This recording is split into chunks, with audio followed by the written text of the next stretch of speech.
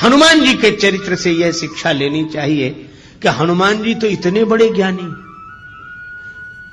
अच्छा, जहां गुरु जी के पास गए वहां तो वो बचपन में ही पहुंच गए थे, बाल समय रवि भक्ष लियो।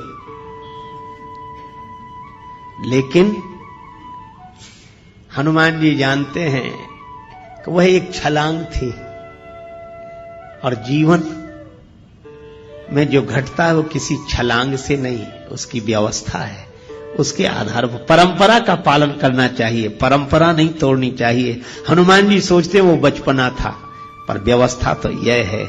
इसीलिए वे सूर्य भगवान की शरण में गए और विधिवत प्रार्थना की कि मैं आपका शिष्य होना चाहता हूं, मुझे मंत्र दो, मुझे ज्ञान दो, मैं आपका शिष्य हूं, बनना चाहता हूं। सूर्य भगवान ने सोचा कि केवल मंत्र देना होता तब तो कोई बात नहीं, पर ये तो पढ़ने के लिए रहेगा।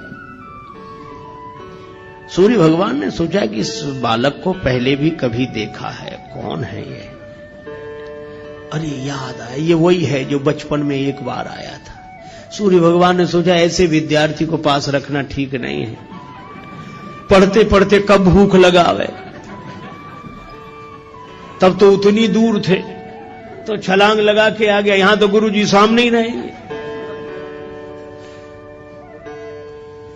सूर्य भगवान ने सोचा कि देखो, मन में सोचा ऐसे विद्यार्थी को पास रखना ठीक नहीं है। तो बोले ऐसा है कि हम चलते फिरते गुरु जी हैं, एक जगह तो रहते नहीं, कल कहीं थे, आज कहीं और उसके बाद फिर कहीं। तो पढ़ो तो ऐसे गुरु जी के पास रहकर पढ़ो जो एक जगह रहते हो, तो तुम भी वहीं रहो और उनके आश्रम में रहो, पढ़ो। अब हमारे साथ कैसे, हम तो सुबह कहीं और शाम कहीं और दोपहर कहीं और रात कहीं, कोई ठिकाना तो है नहीं।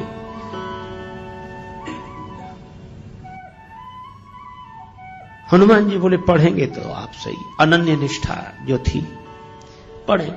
कैसे पढ़ोगे, हम तो चलते फिरते हैं। हनुमान जी बोले तो हम चलते फिरते विद्यार्थी बन जाएंगे, आप जहां जहां चलोगे हम भी साथ साथ चलेंगे, आपकी सेवा करेंगे, पढ़ते चलेंगे। आप भी तो कहीं ना कहीं दोपहर को रहते होगे, रात को हम भी रहेंगे, आपके साथ ही, बस साथ ही रख लो बस। सूर्य भगवान ने सोचा यह विद्यार्थी विचित्र, गले ही पड़ गए। सूर्य भगवान ने कहा कि हमारे साथ रहोगे तो भी पढ़ नहीं सकोगे। क्यों? हमारे पीछे पीछे चलोगे तो हमारी पीठ तुम्हारी तरफ होगी, और हमारे आगे आगे चलोगे तो तुम्हारी पीठ हमारी तरफ होगी, तो पढ़ाई कैसे होगी? गुरु शिष्य तो आमने सामने बैठे तब ना पढ़ाई हो। हनुमान जी बोले हाँ यह बात जरूर है। सूर्य भगवान बोले इसीलिए कह रहा हूं कि घर जाओ, पढ़ नहीं पाओगे, ऐसे कैसे पढ़ोगे? हनुमान जी थोड़ी देर रुके। बुद्धिमताम वरिष्ठम, हनुमान जी तो बुद्धिमानों में श्रेष्ठ है। तुरंत बोले इसका भी हल निकल आया गुरु जी। सूर्य भगवान बोले इसका क्या हल है? हनुमान जी बोले हम आपके आगे उल्टे उल्टे चलेंगे, किसी की पीठ किसी की तरफ, आपके आगे उल्टे चलेंगे। सूर्य भगवान बोले वाह, अभी तो पढ़ाई शुरू नहीं हुई, गुरु जी के आगे ही उल्टे चलोगे, फिर पढ़ने से फायदा ही क्या है? काहे को पढ़ रहे कि गुरु जी के आगे ही उल्टे चलेंगे?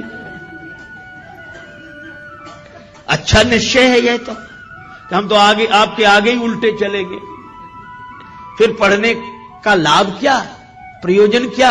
हनुमान जी ने हाथ जोड़कर कहा गुरुदेव यही तो मैं कह रहा हूं कि अगर गुरुदेव का ज्ञान पाकर भी वैसे ही चलते रहे जैसे पहले चल रहे थे तो पढ़ने का प्रयोजन ही क्या है?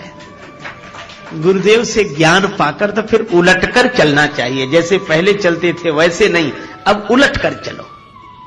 गई सो गई अब राख रही को,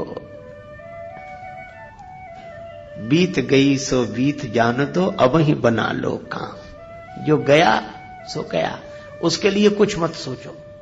गई सो गई अब राख रही को, जो बचा है उसका उलट कर चलो। सूर्य भगवान बोले बिल्कुल ठीक है, अब पढ़ाऊंगा तुम्हें। भानु सो पढ़ना हनुमान गए, भानु मन अनुमान शिशु केल कियो फेर फार सो।